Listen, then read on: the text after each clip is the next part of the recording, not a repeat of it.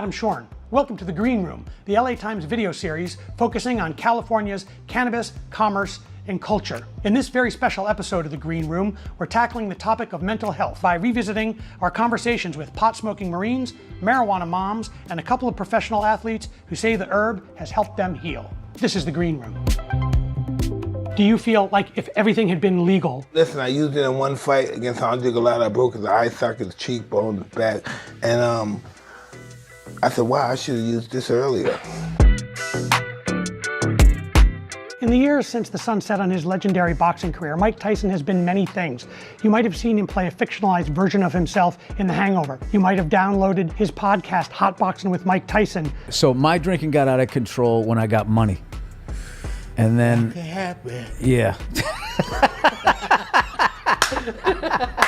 That's the clip. Today, though, we're going to focus on Mike Tyson, the cannabis entrepreneur, and explore how he went from a controversial boxer to weed evangelist, educator, and partner in an Orange County cannabis company that's taking the country's legal weed scene by storm. I'm Adam Shorn, and this is The Green Room, the Los Angeles Times video series focusing on California's cannabis, commerce, and culture. While Tyson touts his later-in-life relationship with cannabis as overwhelmingly beneficial, mentally, physically, and financially, his introduction to it was decidedly less so. My mother friend used to give it to me when I probably was 6 years old, try to make me go to sleep. Really? Pot and some gin and stuff, and I just was always using it. It was just normal to use it, and that's just what it was. Now, were you a regular cannabis consumer throughout every day all my life? Really, all through your boxing career and everything? I never do my boxing career. For like 16 years, I didn't do it. Mike is a big voice in cannabis. What fixed Mike was 5-MeO DMT. It's like what he said saved his life. And then also cannabis. Was it pain management? No, it was anti-psycho medicine. You know, look what I did through my whole career. Look at the shit I did, all that violence, all that bullshit, all this. And that's because I was unbalanced. I needed medical help. So they put me on all these Thorazine and, you know, the worst they can give somebody. And I was on cocaine too, so I started smoking weed and I stopped. My wife came in my life, cleaned me up, you know.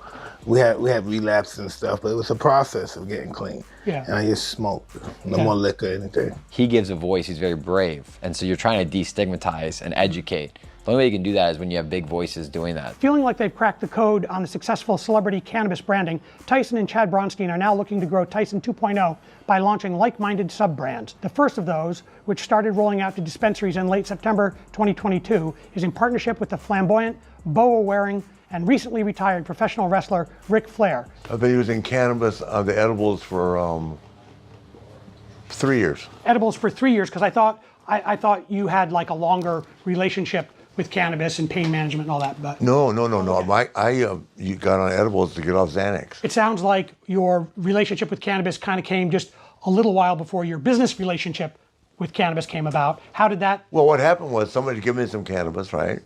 And because it's not, and I moved to Florida, so you can't buy it in Florida. So I got back on the Xanax.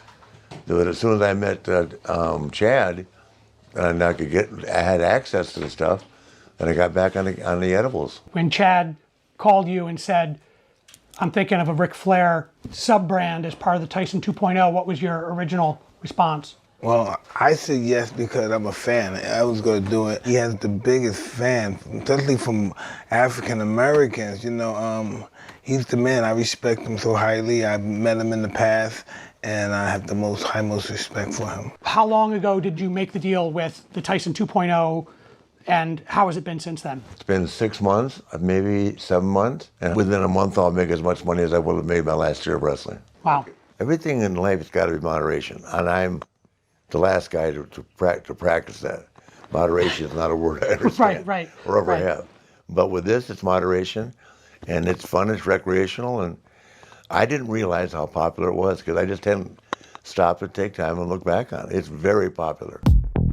Tyson 2.0, which Tyson says is a metaphor about his new life, first hit the market in November 2021 with a range of cannabis flower and pre-rolls. But what really put the brand on the map, not to mention take the internet and media by storm, was an edible offering called Mike Bites, an homage to the infamous 1997 bite fight in which he bit Evander Holyfield's ear. Since you're opening a pack of Mike Bites, one of my questions, who came up with the idea for the edibles? Because that was a big viral play My wife. What have you got? You know what we got. Well, I have to explain it, man. When you gotta explain it, we don't know it.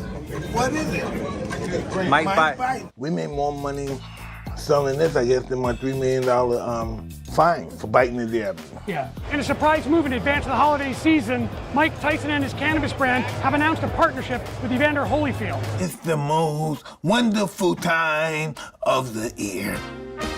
You mean my ear? It's a limited edition partnership of the Mike's Bites called Holy Ears that will lead to a full-blown Holyfield cannabis line launching sometime in 2023. I took the Mike ear, I ate the stuff and it put me to sleep. And I'm sitting down and she, okay then. You know, it's certain things I ain't have to worry about that night. I turned it down the first time because the fact of the matter, I didn't know. It just took me a little time to think about what the cannabis mean. I found out that it helps in so many areas of people's life. So people need help. It never was a hate thing between me and Mike. It was just a competition. He wanted to be the very best, and I wanted to be the very best, and Mike always been a hard worker. I actually seen the stuff happen to him. I seen Mike at his calmest. Knowing that personal appearances in dispensaries and fan meet and greets are part of the brand's secret sauce, Tyson, Flair, and Bronstein are seemingly always on the move, across the country and across the globe. Mike traveled everywhere. And so when we started to show, if Mike shows up to Colorado, he shows up to these markets, and he's very in tune and educated on what his cannabis products are, the consumers showed up. And so then other MSOs and other companies were like, holy crap, what's going on here is pretty amazing. And so then people were calling us up and saying, hey, we want Mike to come to our store. We want Mike to come to our store. Mike Tyson to God!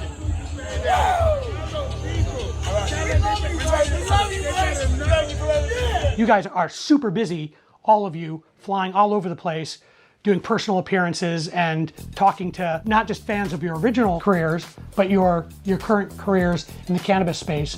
What's your favorite part of that? Just educating people on cannabis. The old school people, the people who pretty much demonized it, that it's a new day, and cannabis is the main subject. What do you think the chances are of it being decriminalized at the federal level anytime in the near future? I think high chance. I think the chances with what Biden on October 6th came out with, I think hopefully the dominoes fall into place. What does that do for a brand like Tyson 2.0 that already has 24 states and Canada? Allow us to be able to help more people. Yeah.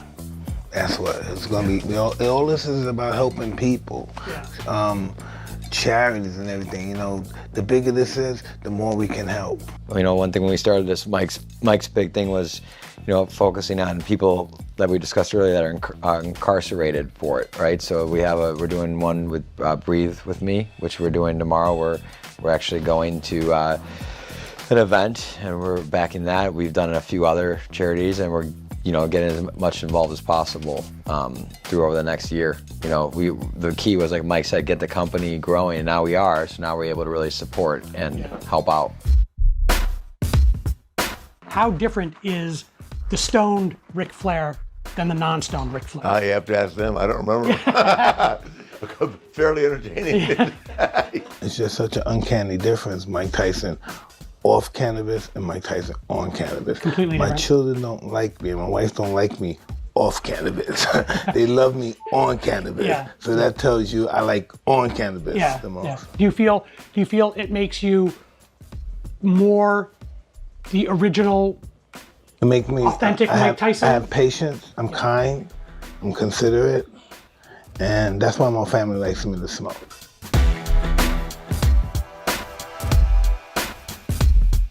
What's next? Are there more athletes, retired athletes in the wings? It has to be someone that's willing to really go and interact with fans, to travel, and that wants to have fun, and we have chemistry with. And so that's how we're analyzing brands. We're getting hit up by a lot of them right now. Okay, so now people are pitching you. Oh yeah, we get hit up by a lot just because, you know, I think Rick and you and Mike will say that we do it right, and we've been really great, and you know, we're not salesmen selling them a dream. We're showing them that with what we can do, and so I think a lot of people see that and they want that representation. What do you feel makes you a good face of cannabis? Everybody knows my life, my story, and they see the contrast without marijuana and my life with marijuana, and they see the tremendous difference.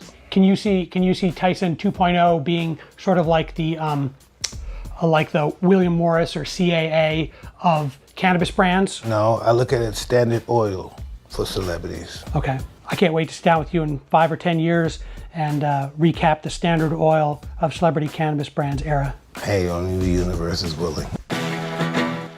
If we're trying to substitute for opiates, and substitute for psych meds, you need daily regimen. Taxes in California on our cannabis are exuberant. So